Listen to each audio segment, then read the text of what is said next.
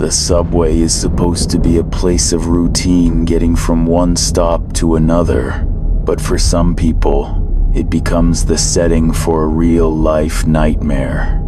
These are 3 true scary subway horror stories. This happened to a guy named Caleb in 2019 in Brooklyn. He was taking the subway home after a late shift. It was past 1 a.m., and the train car was nearly empty. A man sat across from him, oddly still. He had no eyelids. His eyes were open wide, never blinking, and bloodshot red. He didn't move. He didn't even flinch.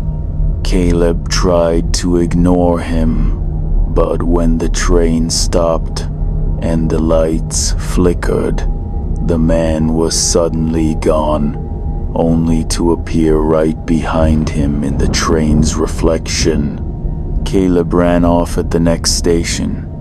When he turned around, the man didn't follow, but his face was still pressed against the window, watching him leave. Mel was on her way home after meeting a friend in downtown Chicago. It was past midnight. She noticed a man slumped in the seat across from her, seemingly asleep. But something was off. His hands were clutched too tightly. His head tilted, not naturally. Then Mel noticed his eyes were slightly open, watching her. He wasn't asleep at all.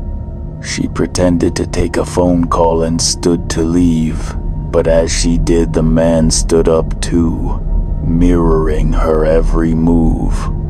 She sprinted through the car doors into the next train section. A stranger there noticed her panic and helped her pull the emergency stop. The creepy man vanished into the crowd when the train emptied. This one's short, but terrifying.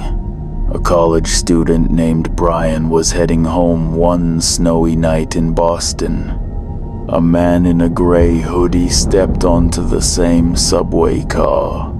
He didn't sit. He just stood, gripping a metal pole, staring directly at Brian. For 10 whole minutes, he never blinked, never moved, just stared. As the train slowed near Brian's stop, the man whispered something Brian couldn't hear until the man leaned close and said, "You shouldn't have looked at me." Brian bolted off the train, heart racing. He glanced back. The man was still standing in the same spot, but the next night, Brian saw the same man again.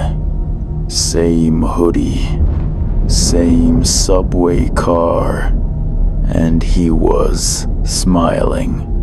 Whether you're heading home from work or just passing through, remember the subway isn't always as empty as it seems.